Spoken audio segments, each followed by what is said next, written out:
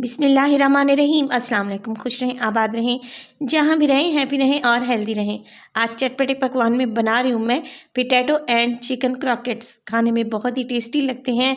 Creamy flavour वाले ये croquettes जब आप एक तवा बनाएंगे तो आप इसे खाते ही रह जाएंगे, ये इतने टेस्टी होते हैं। मेहमानों के आगे सर्व करें, लंच में दें या फिर आप इसे बनाएं टी टाइम पे।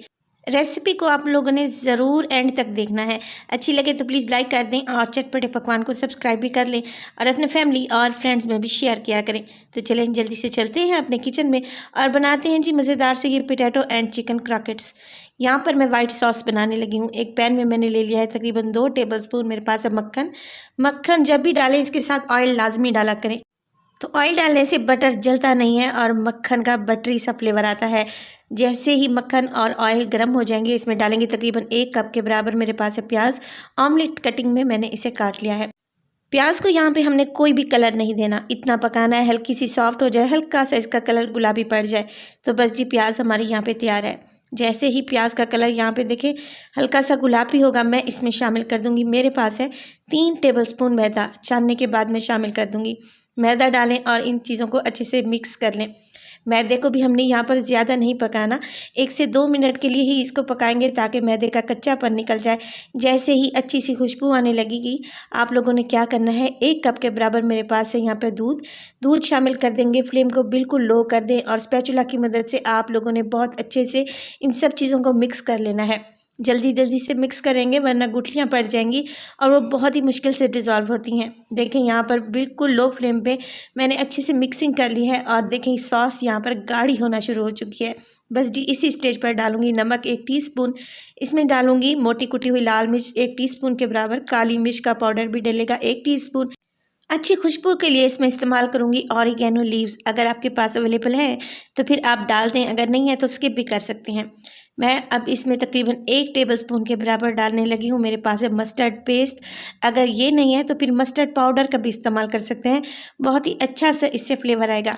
बस जी अब हमने क्या करना है, यहाँ पर बिल्कुल लो फ्लेम पे इन सब चीज़ों को मिक्स कर लेना है। यहाँ पे हमें बहुत ही गाढ़ी सी सॉस चाहिए और इसको इस वक्त तक पकाएंगे जब तक ये पैन को ना छोड़ दे और अच्छी सी गाढ़ी ना हो जाए। ये ठंडी होने के बाद मज़ीद गाढ़ी होगी तो फ्लेम को यहाँ पर मैं ऑफ़ कर दूँगी और इसको एक साइड पे रख दूँगी। जब सॉस अच्छे से ठंडी हो जाएगी फिर हम इसका इस्तेमाल करेंगे। जब तक क्या करूँगी, मेरे पास है यहाँ पर उबले हुए आलू, तकरीबन 3 बड़े साइज़ के उबले हुए आलू हैं। अगर वज़न में आप लोग आलू को देखें तो तकरीबन 250 ग्राम यानी कि 1 पाव के बराबर मैंने आलू ले लिए हैं। अच्छे से इन्हें मैश कर लिया है। अब इसमें डालूंगी तकरीबन 100 ग्राम या 1 कप के बराबर उबला हुआ चिकन। उबालने के बाद अच्छे से मैंने इसे श्रेड कर लिया था। इसमें डालूंगी हरा धनिया 5 टेबलस्पून के बराबर। यहाँ पर डालूंगी मेरे पास है 1 टेबलस्पून बारीक कटी हुई हरी मिर्च, आप अपने टेस्ट के अकॉर्डिंग डालें। अगर कम तीखा खाते हैं तो फिर हरी मिर्च की क्वांटिटी यहाँ पर कम कर लें। 1 टीस्पून डालूंगी नमक। नमक मैं पहले सॉस में भी शामिल कर चुकी हूँ, अब मैंने नमक आलू और चिकन के लिए शामिल किया है। तो वाइट सॉस को यहाँ पर मैंने रख दिया था फ्रिज में और देखें माशाल्लाह से कितनी थिक हो चुकी है। बस अब ने क्या करना है, सॉस सारी की सारी डाल देनी है आलू और चिकन के मिक्सचर में और इन सब चीज़ों को बहुत ही अच्छे से मिक्स कर लेना है। सॉस में मैं पहले ही मिर्च मसाले शामिल कर चुकी थी, लिहाजा मज़ीद कुछ भी शामिल करने की ज़रूरत नहीं है। अगर आपको ये मिक्सचर हल्का सा गीला लगे तो इसको आधे घंटे के लिए आप लोग क्या कर सकते हैं, फ्रिज में रख सकते हैं। फ्रीज़र में नहीं रखना, फ्रिज में रखेंगे ताकि मिक्सचर अच्छे से सेट हो जाए।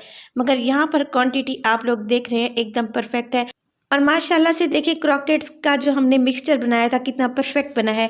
बस अब हमने हाथों को क्या करना है, हल्का सा ऑयल से ग्रीस कर लेना है और देखिए इस तरीके से सिलेंडर शेप में हमने कबाब बना लेने हैं। यहाँ पर आप शेप कोई भी चूज़ कर सकते हैं जो आपको पसंद हो। सारे कबाब मैं इसी तरीके से तैयार कर लूँगी और कबाब तैयार करने के बाद मैंने ले लिए यहाँ पर 3 अंडे। आप अपनी रिक्वायरमेंट के मुताबिक ले लें, जितने आपको ज़रूरत हो। अंडों को अच्छे से फेंट लेंगे। फेंटने के बाद मेरे पास है 1 कप के बराबर ब्रेड क्रम्स। ये ब्रेड क्रम्स मैंने घर में तैयार किए हैं। डबल रोटी को मैंने चॉपर में डालकर अच्छे से पीस लिया है तो हमारे ब्रेड क्रम्स तैयार हो गए हैं। अब सब चीज़ें तैयार हैं। एक एक कबाब उठाएंगे और पहले इसको अंडे में डिप करेंगे। एक हाथ से अंडे में डिप करें और दूसरे हाथ से आपने इसमें अच्छे से ब्रेड क्रम्स लगा लेने हैं। देखें अगर इसकी शेप ख़राब हो जाए तो दोबारा से आप इसकी शेप को सही कर लें, कोई इशू नहीं है। बस इसी तरीके से हमने ये सारे क्रॉकेट्स बना लेने हैं। ऑयल को मैंने पहले ही चढ़ा दिया था मीडियम फ्लेम पे।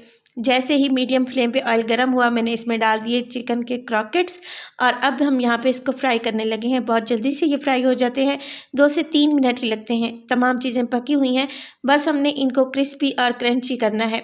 और यहाँ पर देखें एक साइड से ये गोल्डन हो चुके हैं, कलर कितना खूबसूरत सा आया है। साइड को चेंज करेंगे और दोनों साइडों से जब ये क्रिस्पी हो जाएंगे और इनका कलर भी बहुत ही खूबसूरत सा गोल्डन हो जाएगा, तब हम इनको निकाल लेंगे। बस जी इसी तरीके से हमने सारे कबाब फ्राई कर लेने हैं। रेसिपी को ज़रूर ट्राई कीजिएगा, इंशाल्लाह आप लोगों को अच्छी लगेगी।